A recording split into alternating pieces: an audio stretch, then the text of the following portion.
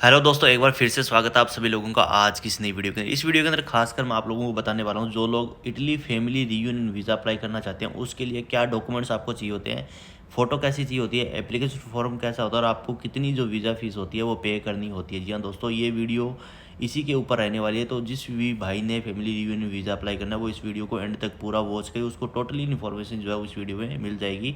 तो वीडियो अच्छी लगी तो वीडियो को लाइक शेयर जरूर किया करें, और कोई भी आपको डाउट करिए, आपको अपॉइंटमेंट बुक करवानी है, फाइल तैयार करवानी है या कुछ और भी इन्फॉर्मेशन चाहिए, या फिर आप लोग मेरे को इंस्टाग्राम पे आके डीएम करके भी ले सकते हैं, या फिर नीचे कमेंट बॉक्स में पूछ के भी जो इन्फॉर्मेशन है वो ले सकते हैं। इससे पहले वाली वीडियो में मैंने बताया था कि अपॉइंटमेंट कैसे बुक करनी है फैमिली रियूनियन की, तो आप उस तरीके से जो अपनी अपॉइंटमेंट है वो भी बुक कर सकते हैं। तो ये है फाइनली VFS ग्लोबल की जो साइट है, आप देख सकते हो। ये जो यहाँ पे जो टोटली डिटेल्स होती है वो VFS या फिर एम्बेसी के द्वारा जो है इनको गाइड करी जाती है, और VFS इसको जो है वो पब्लिश करता है। ठीक है, तो नीचे चलेंगे, सबसे पहले आता है अपना फैमिली रियूनियन वीज़ा। मैंने लगा लिया। ओवरव्यू में ये बोलते हैं कि जो आपके पास है नूलावस्था होना जरूरी है फैमिली रियूनियन वीज़ा का, क्योंकि वर्क परमिट जैसे अप्लाई करते हो उसमें नूलावस्था चाहिए होता है। वो वर्क वीज़ा के लिए नूलावस्था होता है, बट फैमिली के लिए जो होता है उसमें फैमिली रियूनियन वीज़ा के लिए जो है वो नूलावस्था होता है। इसकी जो वैलिडिटी है वो 6 मंथ होती है। तो ये जब आप सबमिशन कराने जाते हो उस टाइम पे वैलिड होना चाहिए, और जो वैलिड टाइम होता है यानी कि 6 मंथ जब इसकी वैलिडिटी होती है उसी वैलिड टाइम के अंदर आप लोगों ने जो अपॉइंटमेंट बुक करना होता है वो मैंडेटरी होता है। अगर आप लोग अपॉइंटमेंट बुक कर लेते हो वैलिड टाइम में और इसके बाद आपका नूलावस्था एक्सपायर भी हो जाता है, चाहे अपॉइंटमेंट आपको लेट की मिली है, तो कोई दिक्कत नहीं, आपका डॉक्यूमेंट वैलिड भी माना जाएगा और आपका जो डॉक्यूमेंट्स है वो सबमिशन होंगे। वॉक इन सर्विस यहाँ पे बंद कर दी है, ऑलरेडी मैंने पहले वाली वीडियोज़ में बता दिया है। अब यहाँ पे मैं नीचे से आपको सबसे पहले बताता हूँ कि वीज़ा फीस कितनी लगती है। देखो, जो वीज़ा फीस एम्बेसी के वीज़ा डी कैटेगरी जो वीज़ा होता है, यानी कि जो फैमिली रियूनियन वीज़ा होता है वो लॉन्ग टर्म वीज़ा होता है, इसीलिए इसको डी कैटेगरी वीज़ा भी बोलते हैं। तो इसकी जो फीस होती है एम्बेसी की वो 116 यूरो होती है, जो कि 10,560 इंडियन रुपीज़ बनते हैं। आप इसको बाय कैश या फिर ऑनलाइन से भी, डेबिट क्रेडिट कार्ड से भी आप इसको वहाँ पे VFS में पे कर सकते हैं।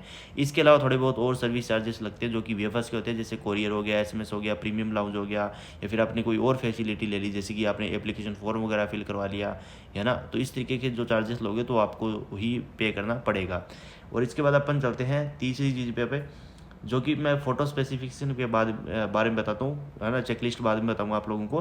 तो फ़ोटो आपको चाहिए होती है वो 3.5 बाई 4.5 सेंटीमीटर की चाहिए होती है, जो कि आप लोग किसी अच्छे स्टूडियो के पास जाना और उसको ये चीज़ दिखा देना, वो अपने आप खुद ब खुद तैयार कर देगा। और बैकग्राउंड वगैरह के बारे में आप यहाँ पे देख सकते हो पूरी चीज़ें। ठीक है, तो इसके बाद नीचे चलेंगे, एप्लीकेशन फॉर्म आता है। एप्लीकेशन फॉर्म आप लोगों को दिखा देता हूँ कि किस तरीके का होता है। तो मैं इसको जस्ट यहाँ पे ओपन कर लेता हूँ।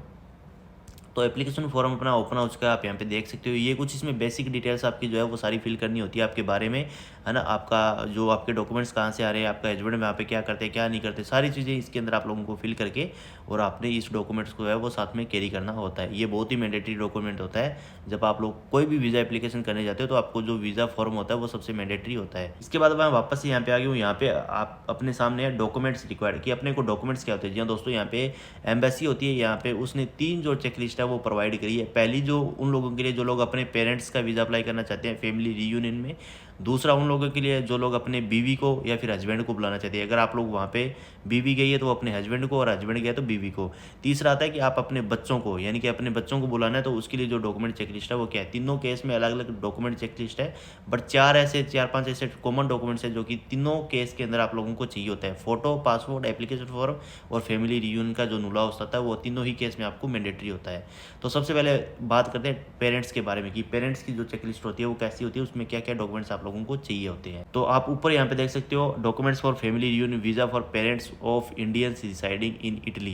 यानी कि अगर आप लोग पेरेंट्स का वीज़ा अप्लाई करना चाहते हो तो उसके लिए आपको क्या चाहिए होता है। Application form, recent photo, passport और नूला, 4 डॉक्यूमेंट मैंने बता दी जो कि मैंडेटरी होती है। Original attested copy of the passport, जो कि आप लोगों को वहाँ पे इनवाइट। पांचवा डॉक्यूमेंट्स है यहाँ पे अपना original attested copy of the passport, जो कि आप लोगों को वहाँ पे बुला रहा है, आपका बेटा बुला रहा है, बेटी बुला रही है, उसका जो पासपोर्ट होता है उसका अटेस्टेड करवा के आप लोगों को यहाँ पे लगाना होता है। फिर apostle birth certificate of the inviting person, जो कि आपको वहाँ पे बुला रहा है, उसका अपोस्टल करके बर्थ सर्टिफिकेट लगाना होता है। Affidavit from the applicant stating his her economic condition and the name of all issuer, यानी कि आपको यहाँ पे जो आपका रिलेशन है वो आपको जस्टिफाई करने के लिए आपको एफिडेविट यहाँ पे लगाना होता है।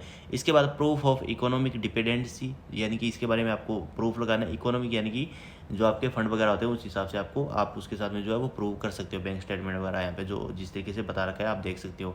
इसके बाद सेकंड चेकलिस्ट के बारे में बात करते हैं, जो कि अपनी स्पाउस की रहने वाली है। पर आप देखोगे documents for family reunion, visa for joining spouse residing resident in Italy. यानी कि अगर आप लोग अपने स्पाउस को बुलाना चाहते हो तो क्या डॉक्यूमेंट्स, 4 डॉक्यूमेंट्स वो ऑलरेडी मैंने बता दिए।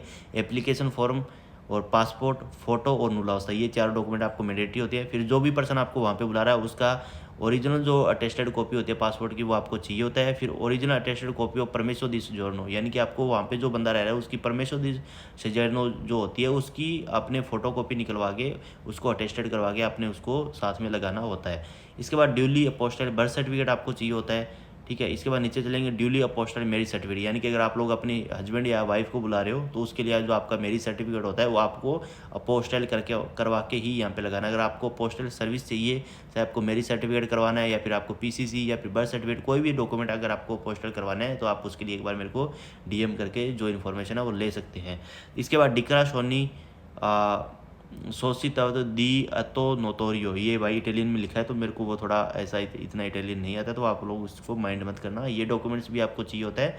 फिर एक बार नीचे अगर देखोगे, although not compulsory applicants में decide to share pictures portraying them together, यानी कि यहाँ पे इन लोगों ने बोला है कि वैसे तो कंपलसरी नहीं है ये, बट आप लोग अपनी जो पिक्चर्स है वो यहाँ पे शो कर सकते हो, यानी कि आपकी शादी की पिक्चर, उसके बाद की पिक्चर, या फिर आपके पास कोई चैट वगैरह है, यानी कि आपको यहाँ पे अपना जो प्रूफ होता है उसको शो करना है कि आप लोग एक्चुअल में जो हस्बैंड वाइफ है वो हो कि नहीं हो।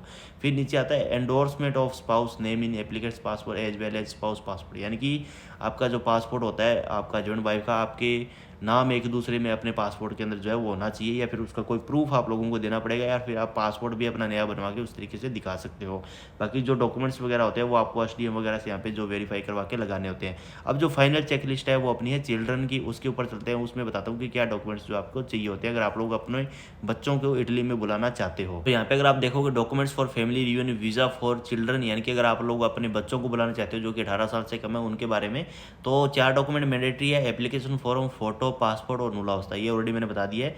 और original attested copy of the person जो कि आपको वहाँ पे बुला रहा है, ये भी डॉक्यूमेंट सब में मैंडेटरी है। उसका जो आपको इनवाइटिंग पर्सन होता है उसकी आपने अटेस्टेड कॉपी यहाँ पे लगानी होती है पासपोर्ट की। Original attested copy of permission this जोनो, जो कि परमिट्स ऑफ स्टे वहाँ का जो होता है टीआरसी या पीआर जो आप लोग बोल सकते हो, वो आपको यहाँ पे लगाना होता है। इसके बाद 7 नंबर डॉक्यूमेंट है बर्थ सर्टिफिकेट अपोस्टल करवा के आप लोगों को लगाना है अपने बच्चों का, कि आपके जो बच्चे हैं वो आपके ही है, यानी कि आपका मदर फादर का नेम होता है ना बर्थ सर्टिफिकेट में, तो आपको पोस्टल करवा के यहाँ पे लगाना होता है। Affidavit from parent in India, जो कि इंडिया के अंदर जो एफिडेविट आपको लगाना है, या फिर आप डिक्रा सोनी भी लगा सकते हो अगर आप लोग वहाँ से हो इटली से, तो आप डिक्रा सोनी भी लगा सकते हो। If both the parents are in Italy, अगर आपके माता पिता यानी कि जो बच्चे हैं वो इंडिया में, उनके माँ बाप जो है वो इटली में है, तो no objection certificate from the local legal guardian is required, यानी कि आपको एनओसी देनी होती है जो कि ड्यूली अपोस्टल होती है, एफिडेविट आप लोग इसको बोल सकते हो। ID document of the legal guardian जो होता है, और इसके बाद आप लोग जो है वो ऑल दो नॉट कंपलसरी, ये कंपलसरी नहीं है, जो कि पिछले केस में मैंने बताया था अगर स्पाउस का अप्लाई कर रहे हो तो आप अपनी जो फैमिली पिक्चर्स वगैरह होती है हस्बैंड वाइफ की, या वो दे सकते हो, या फिर उसका कोई जो प्रूफ है मैरिज की फोटो वगैरह, या फिर इसी तरीके से आप अपने बच्चों के जो फोटो है वो दे सकते हो, जब उसका जन्म हुआ था आपके साथ, उसके कोई जो बर्थ हुआ था उस टाइम की फोटो वगैरह है, तो वो भी आप लोग यहाँ पे अटैच करके इनको दिखा सकते हो। ज़्यादा नहीं, 1-2 फोटो यहाँ पे लगा सकते हो जो कि उनको ऐसा लगे हाँ जेन्युइन है, जस्टिफाई है, ठीक है। तो इसी तरीके से बस ये है इसके बारे में टोटल इन्फॉर्मेशन। तीनों चेकलिस्ट मैंने आपको बता दी है। अगर आपको अपने बच्चों के लिए अप्लाई करना है, बीवी के लिए करना है, या फिर अपने माता पिता के लिए करना है, तो बाकी कोई भी डाउट क्वेरीज आप लोगों को अभी भी नहीं समझ आ रहा कुछ भी, या फिर अपॉइंटमेंट बुक करवानी है, फाइल तैयार करवानी है, डॉक्यूमेंट्स के बारे में पूछना है, तो आप एक बार मेरे को जरूर इंस्टाग्राम पे डीएम करके पूछ सकते हैं। बाकी ज़्यादा इन्फॉर्मेशन के लिए यूट्यूब पे सब्सक्राइब करके रख लो और इंस्टाग्राम पे जरूर फॉलो करके रख लो। ऐसी अमेजिंग वीडियोज़ मैं आप लोगों के लिए लाता रहता हूँ और डालता रहता हूँ। बाकी वीडियो से अच्छी लगती है तो वीडियो को लाइक शेयर जरूर किया करें, ताकि और जो लोग हैं उनकी भी हेल्प हो सके। और सो गाइस, ये था इस वीडियो को बनाने का मेरा मोटा जो मेन है मोटिव, आप लोगों को गाइड करना कि किस तरीके से आप लोग जो है वो अपने डॉक्यूमेंट्स खुद ही तैयार करके लेके जा सकते हो। तो होप करता हूँ कि छोटी सी वीडियो इन्फॉर्मेशन आप लोगों को अच्छी लगी तो वीडियो को लाइक शेयर कर दे, और ऐसी और अमेजिंग वीडियोज़ के जरूर सब्सक्राइब और फॉलो कर ले। सो गाइस, मिलते हैं नेक्स्ट वीडियो में। Till then take care, good bye, Jai Hind.